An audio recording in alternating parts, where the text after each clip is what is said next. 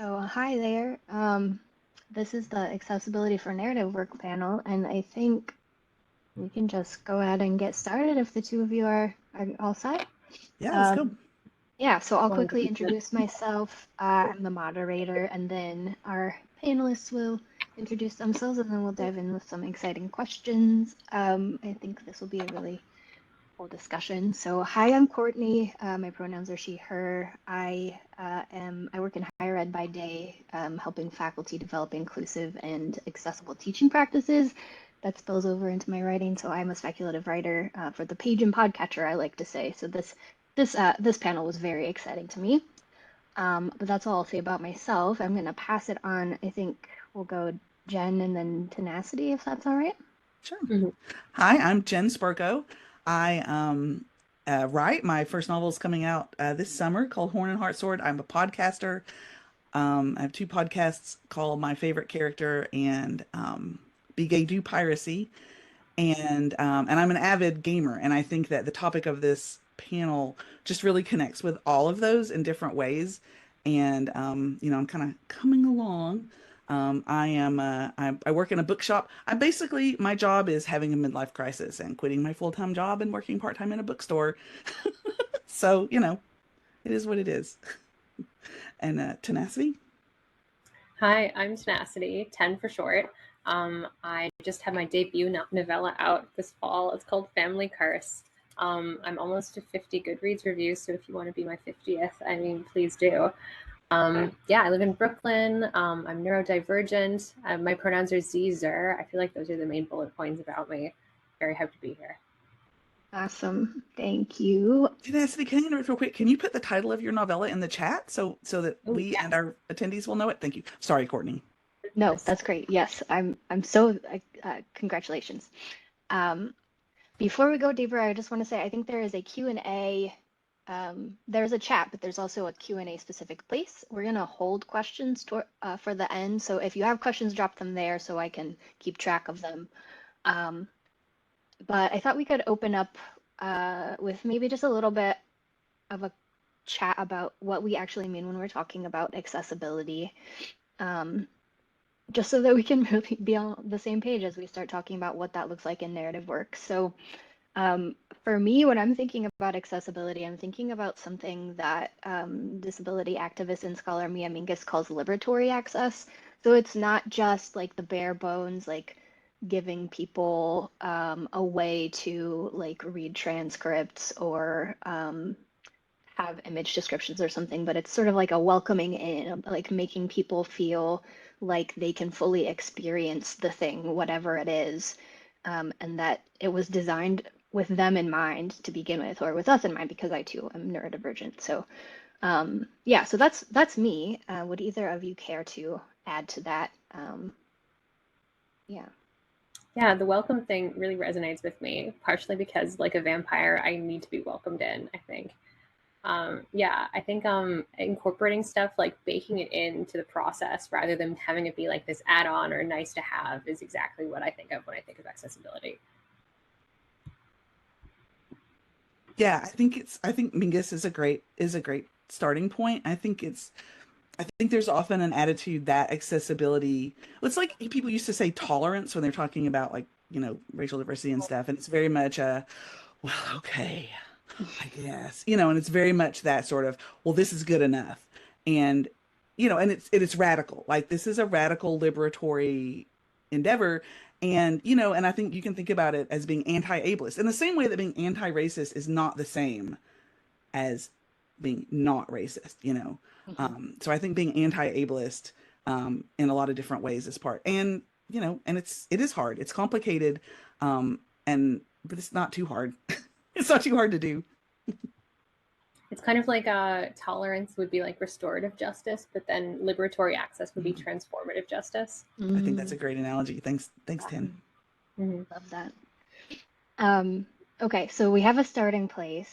So let's then tie in the narrative work piece. So what kinds of things are you thinking about when you think about accessibility for narrative work? And you can feel free to answer in like a really general way or in specific terms of types of narrative work that you do. And maybe let's start with 10 and then Jen? Sure. Well, the subtitles thing on TikTok is something I think about a lot when I think about accessibility, because it doesn't just help people who need subtitles; it helps everybody. So I think when I think of like accessibility for narrative work, I think of stuff that would like make just a lot more people able to access narrative regardless of their ability status. Yeah, I think that's really important. Like, if you're thinking in terms of physical spaces, right? A lot of you folks have probably heard of universal design, which is called Mhm. that because it's easier for everyone. Like, everyone can walk up a ramp, you know. My husband has a hearing disability, and he talks a lot about, you know, like one of the terms in the community is people who are temporarily able-bodied, because a lot of us, you know, at some point in our lives, and all of us, if we live long enough, are going to have, you know, some kind of physical impairment, you know, of some sort or another. And so these things help all of us. And if we don't at the moment have that issue, it still helps everybody. I am not at all hearing impaired, and I cannot watch a show productively without subtitles. It's just, you know, I think it ties into being a little neurospicy, you know, like my Mhm. those issues for sure, but you know, my attention issues and things. So yeah, so definitely, you know, don't whatever specific things we're going to talk about, I think maybe it's helpful to not think about them as being for one specific segment of the population, right? Just kind of following on from what Ten said. This is really like for everybody. Subtitles, transcripts for you know, for things like podcasts, you know, are super helpful. I talk kind of fast. And so please in the chat, if I get going too fast and you can't follow what I'm saying, let me know, because I try to check myself, but I do get carried away. That's an accessibility issue. So there are lots of little detail things like that, but I think the bottom line is that universal design. It makes it easier, more accessible for everybody, ideally. Yeah, Yeah, I love work that. in UX as a day job actually. So like I think about that a lot. And really, I mean, I guess narrative is just like designing an experience no matter what the medium it is. So like that's absolutely relevant here. Yeah, I was gonna say universal design has also expanded into education for universal design for learning, and so that's really about thinking about how you can provide multiple pathways or multiple ways to experience a course. But I think that also applies to like multiple ways to experience a narrative, right? Um, yeah, that's really, I'm glad that came up. I want to briefly point out that there are two ways to access transcripts. This is the first panel that you're joining. So we have closed captions, and then we have slightly slower but more thorough captions that you can access. I think there's like a three dot more options thing. Um, if anyone who's listening needs those. Yeah, um, so this panel was sort of pitched as like common problems and solutions we see in accessibility for narrative work. So let's talk a little bit about the flip side. What are some of the common problems that you see? And this can be in general or in very specific formats, whatever you think.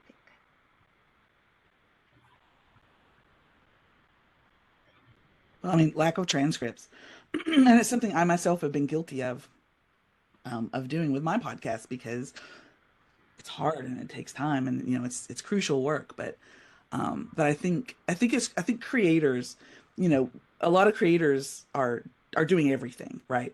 Or doing it with their friends or with their volunteer helpers. And so it just feels insurmountable to even make the thing, to make the video or the podcast, or to set up the stream, or, you know, write the piece and find a place to put it and host it and publish it. And so I think that burden of work sometimes it's like, phew, glad that's done, you know, and it's not done at that point. But it's definitely something I see a lot. And again, I will own that I have not been consistent always in doing the transcripts, you know, for that reason.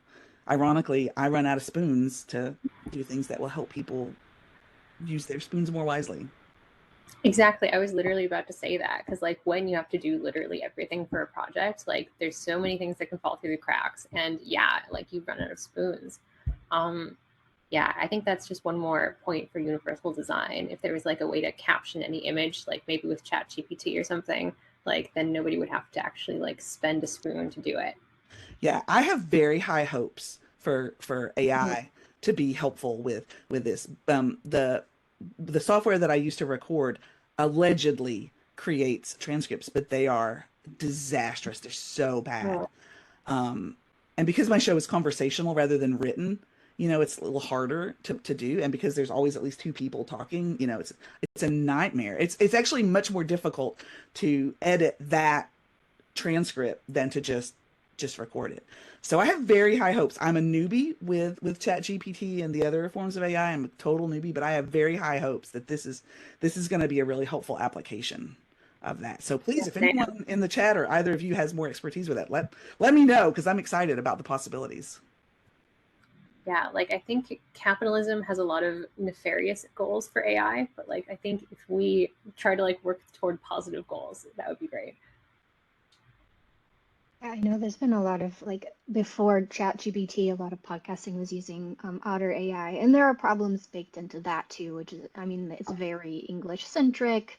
It has a trouble with sort of translations or words that are used from other languages and that kind of thing. So it's not like a perfect solution, but yeah, getting creative to to manage access frictions maybe, or like the just acknowledging that accessibility work requires like we need accessibility for that work.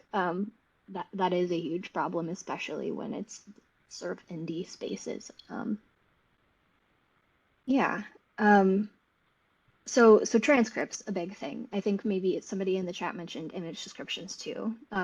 Are there any other sort of common problems that you see in accessibility in narrative work?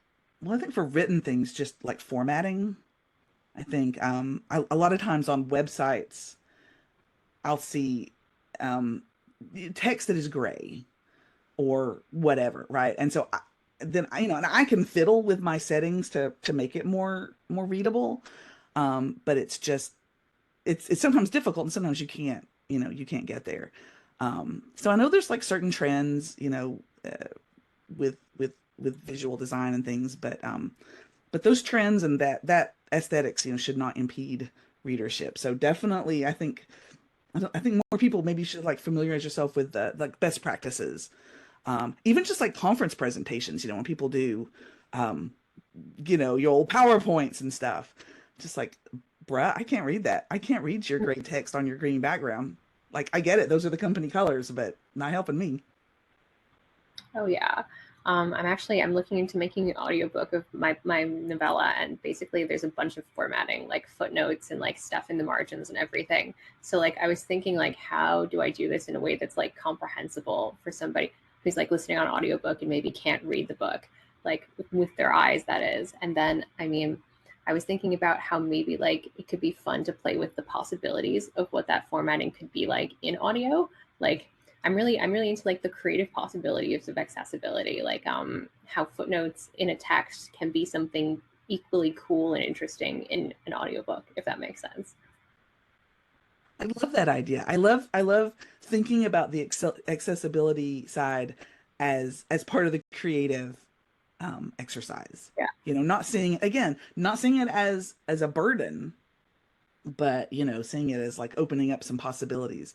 And what would be cool about that is people who had read the book, because Yeah. I don't process audio great. I tend to, the best audiobooks for me are ones that are super easy or light or things that I've read before. So that would be really fun for me. I would have read your book, but then when I listen to the audiobook, I'm getting that accessibility because I've already read it and it's easier for me. But it'd be a little something new, a little extra sauce, Yeah, which would be exactly. cool.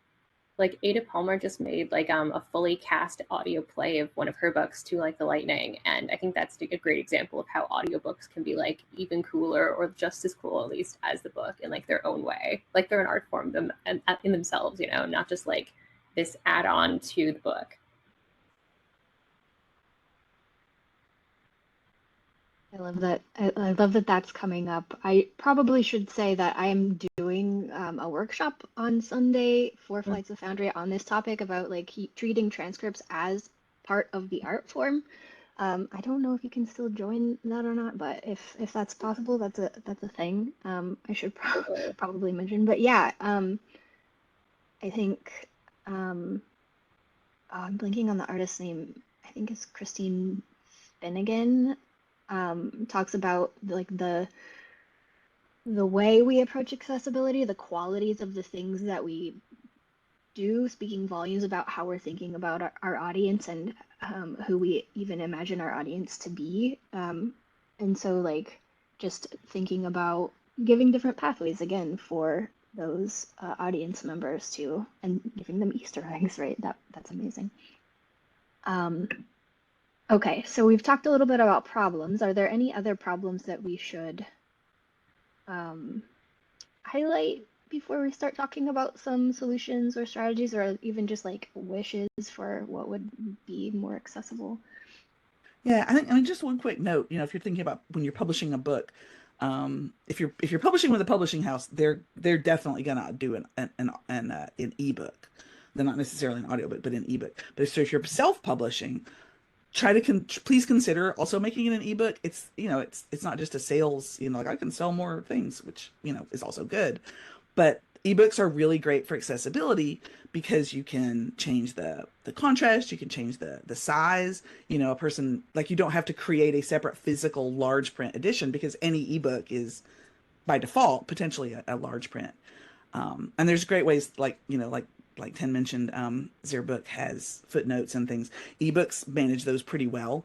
And it's also, you can highlight things. So again, if there's if you've got, if the processing of the words is an issue for you, you can bookmark things and highlight them and go back later without having to like write in a book, which some people are funny about. So definitely, if you're doing your own publishing, do look into what the formatting requirements are to make it an ebook also.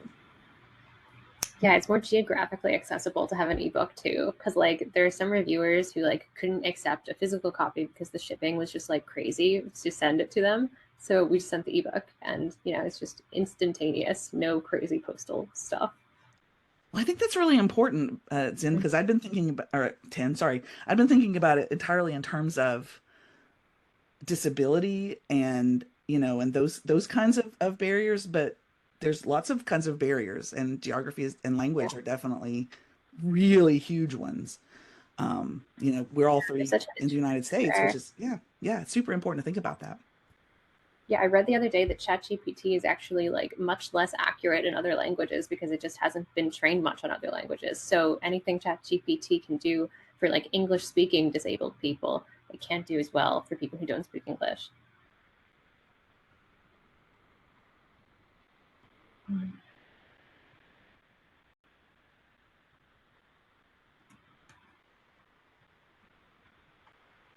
Okay. So some of those considerations, right? Like geographical, but also like format based.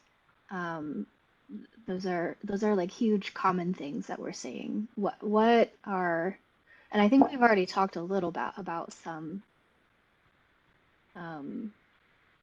some problems that are encountered like in making the accessibility happen, right? Like the having the spoons to do it, for example. But um, is there anything else that we should highlight? Like not problems with accessibility per se, but the problems that come up or the things that we're thinking about when we're trying to make things more accessible.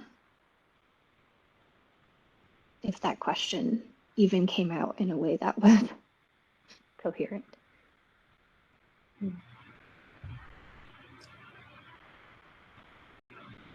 In the games realm, I know that like the difficulty of some games can be hard, like both for people who are disabled and also for people like me who just didn't get to play video games as kids.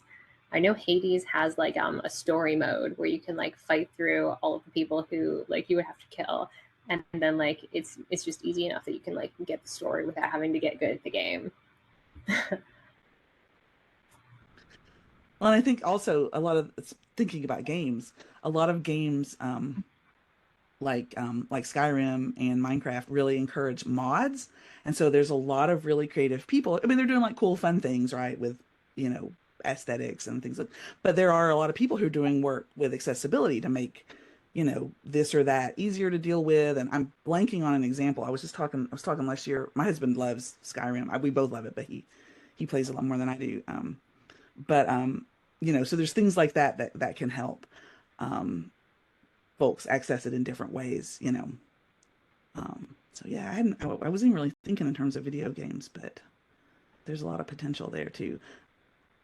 You might have to dig around a little bit for, especially if it's more of a smaller game or, an older game.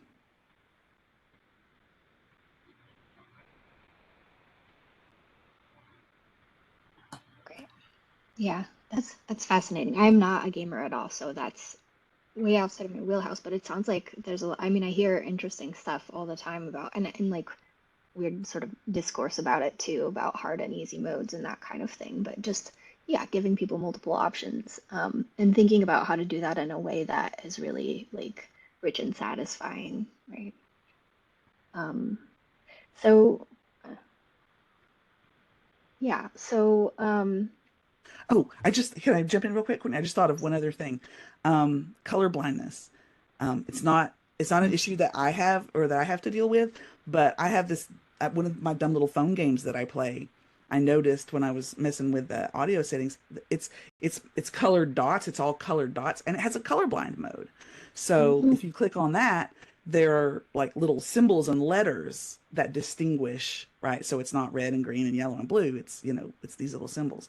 And that's something that I'll admit, even though, I try to be mindful and looking at stuff, would never have occurred to me as a designer. And I think that's one of the things that has run across in Skyrim is monkeying with the color because everything can be really gray in that game, and hard to see and hard to distinguish. So I know one of the things moderators have done is, or modifiers have mixed it up a little bit. So I don't know. I think sometimes, I think maybe for me the biggest thing was just to be open as a writer or a creator or a designer or whatever, be open to things because, like I said, that wouldn't have occurred to me, unless it was pointed out to me. So kind of be aware that there's a lot out there that you might not have run across, but once you're made aware of it, you can come up with fun, creative ways to to deal with it and make that more accessible. 100%.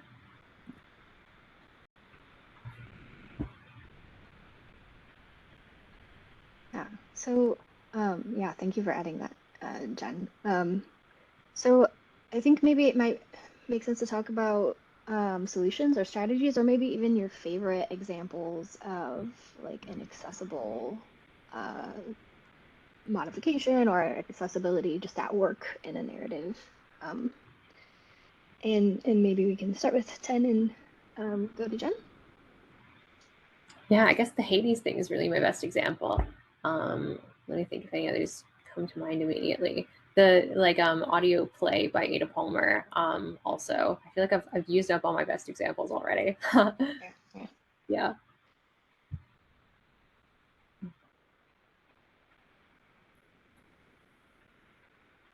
Yeah, I don't know. I was answering Arturo's very good point in the chat about timed puzzles. Um,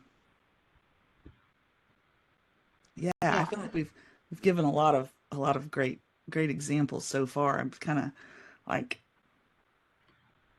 absorbing. Sure. Yeah, that's fair. Okay. So I am just looking back through my notes. I wonder about, yeah, I see this good exchange in the chat and about timed puzzles in video games. Um, yeah, I wonder maybe this is not a planned question, so feel free to just be like, no, I don't have an answer. But I'm wondering like what maybe like what's the most unexpected thing that you've come across, either like a thing that like a problem you hadn't anticipated, or like just a really cool solution that maybe even wasn't like pitched or like positioned as accessibility, but that like made a narrative more welcoming to you personally.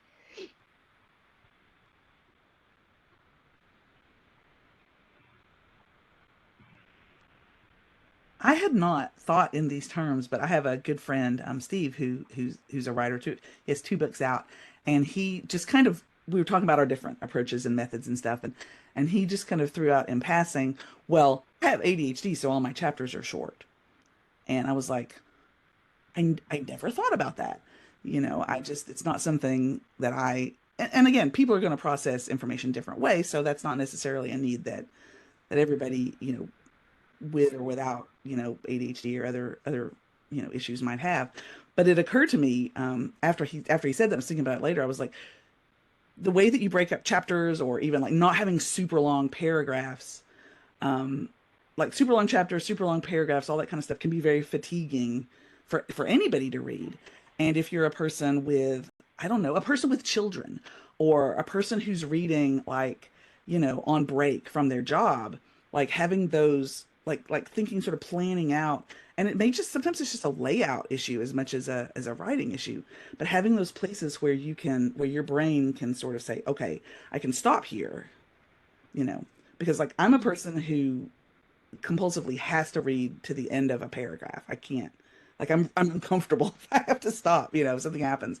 So sort of helping people kind of plan in those breaks is a kind of accessibility. It seems really small and like a tiny thing, but I had never thought of it before he mentioned that. So, that might be a little, just, again, a really tiny, easy thing, but could be important to some folks. A friend once mentioned to me that all of my paragraphs are the same length, and I wonder if it's me being OCD that has something to do with that. I never noticed it before. Interesting. All of my chapters are like almost the same length. But I have heard anecdotally an editor say that like in the last few years there's been a rise in like super short paragraphs, like even one line paragraphs used, um, which sort of like in the context it was discussed as like just sort of millennial attention span or something, but I think might just be like um, us thinking about and like experimenting with grouping of information, or like even like the speed of processing of information in really cool ways that maybe will get clearer as time goes on. I don't know. Yeah, I used to write SEO articles, like those awful, like trashy, like everything you see on the first page of a Google search. And usually the paragraphs would have to be like 1 or 2 sentences long because, yeah, like people just stop reading. And I don't know, I guess it's kind of like this nefarious way that capitalism is experimenting with accessibility just to like be able to sell things to us better. Like very morally complicated. Yeah, that's interesting. TikTok's kind of like that with the subtitles. Mm. I've been seeing a lot of subtitles, and this is also like a problem on Instagram where they're like these big bubble words, but they're like cut off sometimes. So it's like Mm. aesthetically pleasing, I guess, but they're not really accessible because they're not functional. So it's like ties back to that accessibility as art. Like it's a very fine balance to strike um, Mm. between thinking of it as art and actually making sure that like the UX is solid, right?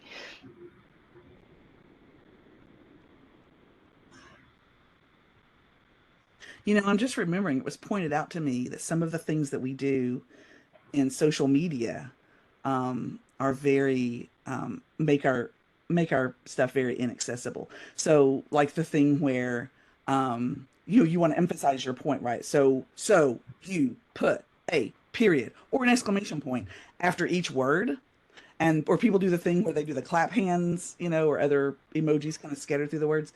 I got a message from someone on, I guess this was on Twitter, who's saying like, please don't do that, because what happens if you're using a screen reader is it's saying that out loud. So it's saying like, please, exclamation point, don't, exclamation point, and it just becomes really, so it looks cute, and people, it's very much part of our, our lingo in social media.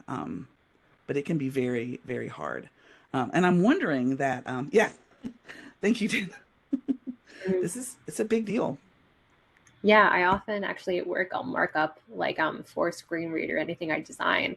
And yeah, like absolutely you're not supposed to put a period except for like at the very end of a paragraph because the screen reader is trying to like read it continuously and the comma is what lets it know not to do like a full stop. Good to know. Yeah. Are there issues with hashtags? Like, and I see, like Instagram and TikTok, you'll get like just masses because people want the SEO, or they want to connect with the people on the topic and stuff. Is that an issue for screen readers? Is there a way to make those more accessible, or? With that one, since people put in their own hashtags, I haven't worked with that for work because I'll just be putting in like the user interface text. But I feel like it would just say like hashtag whatever, and then it would just like go through them so much. I hope there's an option to like skip that. Yeah, because yeah, there's like hundreds of these things, and like when somebody will add like a comment with like 100 more hashtags, yeah.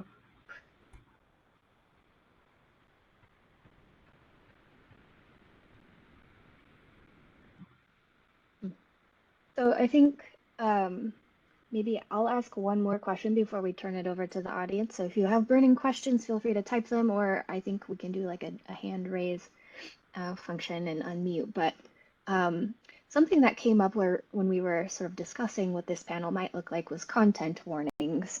And I wonder if we can maybe talk a little bit about like why those are an accessibility consideration, and if you have favorite examples of them. And I'll since that favorite examples thing is like maybe unexpected, I'll give you an example. So there's this podcast that does transcripts with basically you can click and drag over to see what the content warnings are.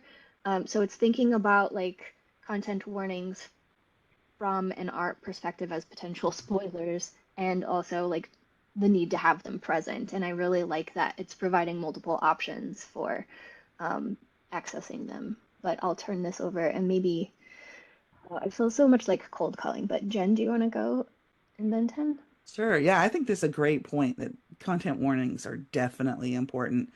Um, I like it. I listen to a lot of podcasts as well as make them, and I really like it when there are clear content warnings, but that they are kind of in the voice of the podcast. And an example I'll give is Dungeons and Daddies, which is a D&D podcast, as they say, not a BDSM podcast. And Oh, their content warning is Dungeons and Daddies is a rowdy, horny, violent podcast for grown-ups. So that gives you right, like kind of in general, and then they put like you were saying, Courtney, they put the specific things like in this episode specifically we'll do with this in the episode description, right? So they're kind of doing it both ways, which I think is clever. Like they're not, because I think in some ways the content warnings can be triggering if you're saying the upsetting words and concepts, right? Just mm. kind of saying them with your mouth right at the beginning, it can be hard. It feels more visceral, I think, sometimes when it's spoken. So I think having that more general category and then the specifics in the descriptions and in the transcripts can be really, really helpful. I don't know. Do you think that's a good solution to it? What do you all think about it? Mm. Sorry, go Yeah, ahead. I see how it could be more intense when spoken for sure. Yeah. I know on Tumblr you can like blacklist certain tags. So I feel like if people could do that with their podcasts, like if each podcast episode was tagged with, with content stuff. Also, Archive of Our Own is one of my favorite like content warning yeah, contexts because it gives content warnings, but also content invitations or like this is the content you want notifications. So yeah, I guess kind of like Dungeons and Daddies. Like I feel like porn is really leading the way in terms of content warning innovation. That's a really good point. Yeah. I'm thinking, yeah, I think like providing multiple ways to see content warnings is really important in something like a podcast where like just thinking through how people might be accessing the podcast at all. Like they might just be listening in a car. So they might need to know, like outside of the show notes, right, that there's going to be a car wreck in the episode because that can be like very not great to hear while you're driving high speed down a highway, for example.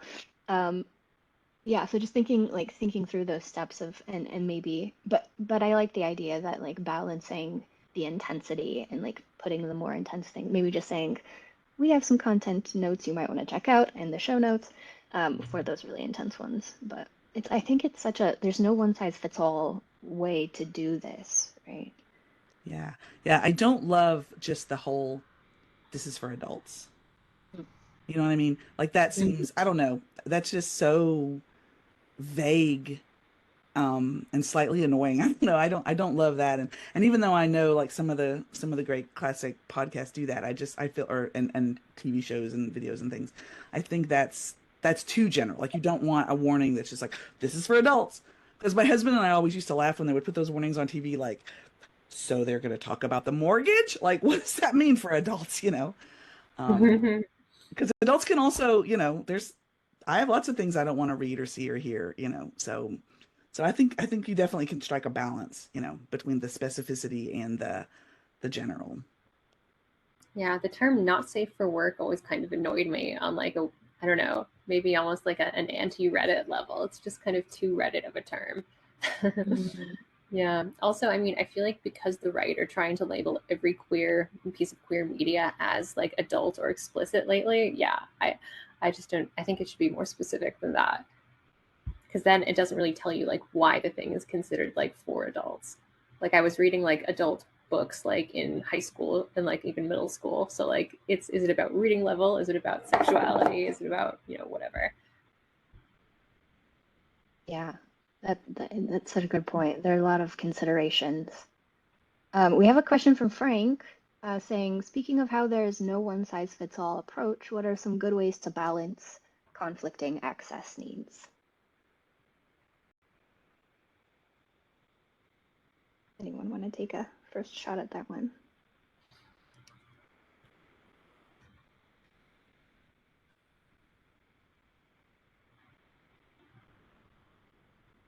Conflicting access needs such a sticky wicket. I feel like maybe like multiple versions of things, like textbooks versus audiobooks, because there are definitely like mutually exclusive access needs, such as like audiobooks versus yeah, like I mean hearing impairment versus visual impairment. Like the accessibility is literally like opposite. Yeah. Yeah, I'm really like this is something that I really like struggle with. I I think sticky wicket is the best way to describe it. I think, and I'm not suggesting that that Frank is coming from this place, but I have heard people use this conflicting access needs as an excuse or a rationalization for not doing anything. So again, Frank, I understand that's not where you're coming from, but I just want to just kind of put that out there for the other folks in the chat that if you see that phrase, sometimes people are using that as a little bit of a cover, but it's a real thing and it's a real issue. And, you know, I think I would just have to second what Ten said that, you know, do as many different formats as you can.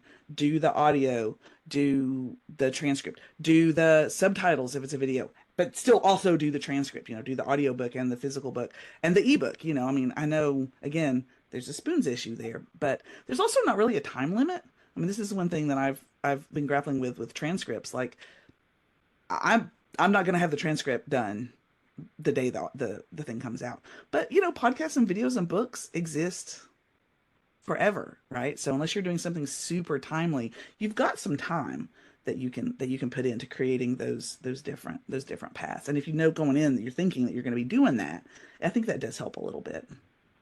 Yeah. I don't know. I wish I had a quicker, more pat answer for you on this. Yeah, I think it's something too that like is so medium dependent. Like transcripts are really easy to think about, like having multiple different kinds of files, like a plain text file or one that has like the timestamps, or one that's more like a script or that is marked up with emojis or something for different sorts of readers who want to enjoy the podcast but might not find the audio version accessible, right? But I think it gets murkier in other, like video. It's I feel like there are less. I think, I mean, you could provide a video script too, I guess, but it seems like there are limited options for what you can do. But I also don't do as much in video, so I might just not have that experience that leads toward sort of creative thinking in that area.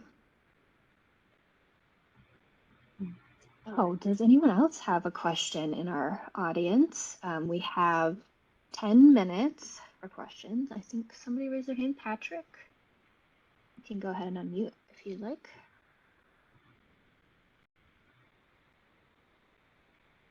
Is that a hand raise? I think,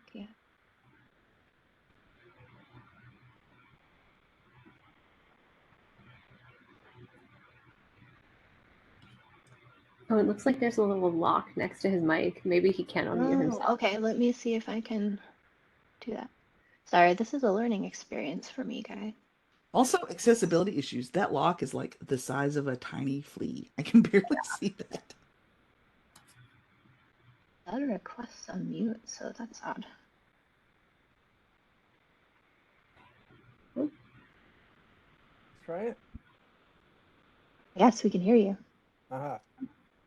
Okay. Well, I was just going to comment on the hashtag, multi-word hashtag story. It takes some work by the creator, but they call it camel case, where you capitalize each word, and that makes the screen reader speak the phrase correctly. Because I guess they could do better, with processing of long strings with no spaces, but they have not done that so far. So you want if you have each word capitalized, it'll speak as a normal phrase. If not, it'll just be smushed together and you have no idea. So just as an example, make sure I understand what you're saying, Patrick. If I was gonna do like hashtag Flights of Foundry 2023, I would be sure to capitalize the F, the O, and the F rather than just all lowercase. Okay, all right. Yeah. That's such an easy step. I didn't know that was an issue. I'm delighted to learn that, because I didn't know. Thank you. Well, cool. Okay, so I think we have a question in the chat from. Oh, I think that maybe got answered. So yes, we had a question in the chat about image descriptions and alt text. That got answered. Thank you.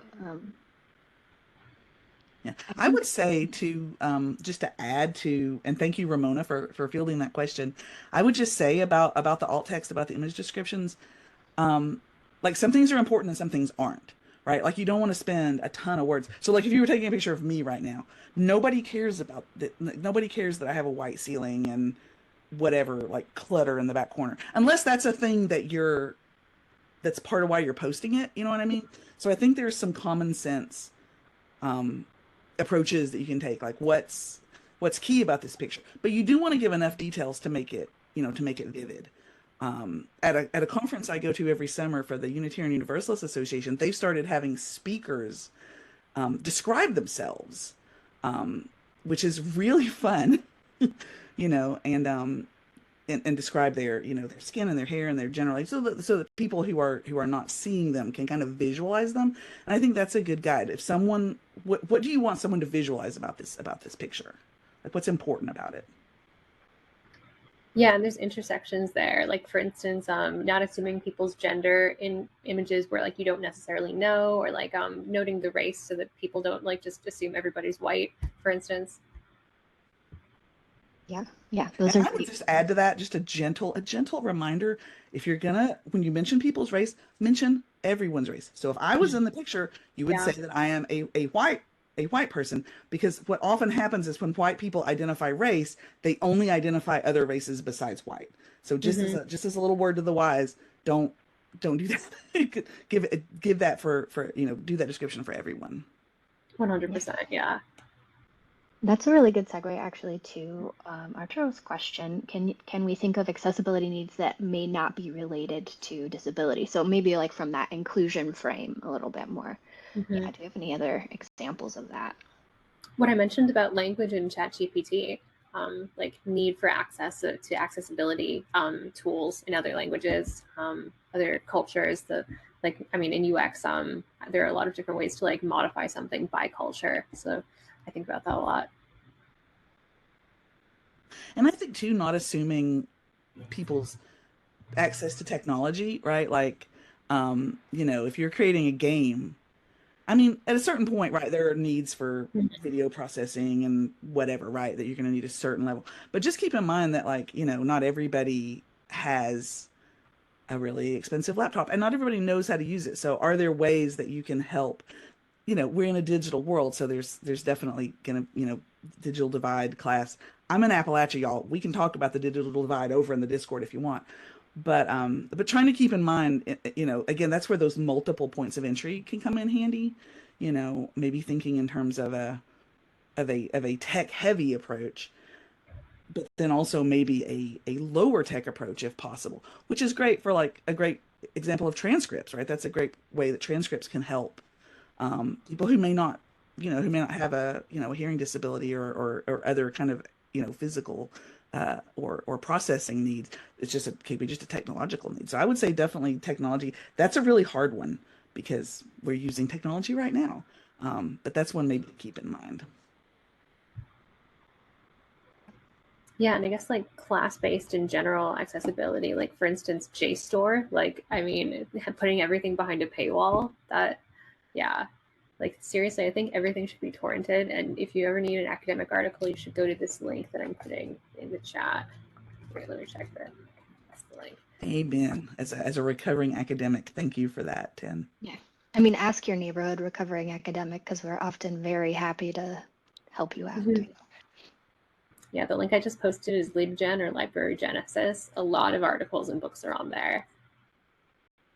That would be like behind a paywall otherwise. Information wants to be free.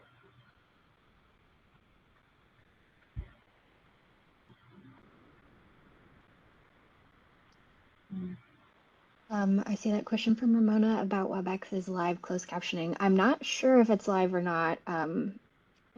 Be a question for the con chairs, but I do know that we have two versions of it. So one is just sort of like the fast closed captioning, and another one's slower. So that makes me think there's some editing going on in some way for the slower one. But that's just a guess.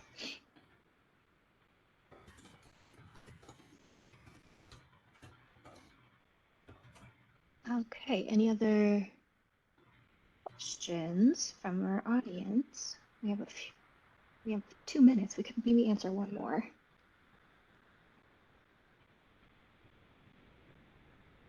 Mm. Okay. Yeah, that one from Sarah is really difficult because as another recovering academic, I actually rather like to write in Academese. I would call it my first language, honestly.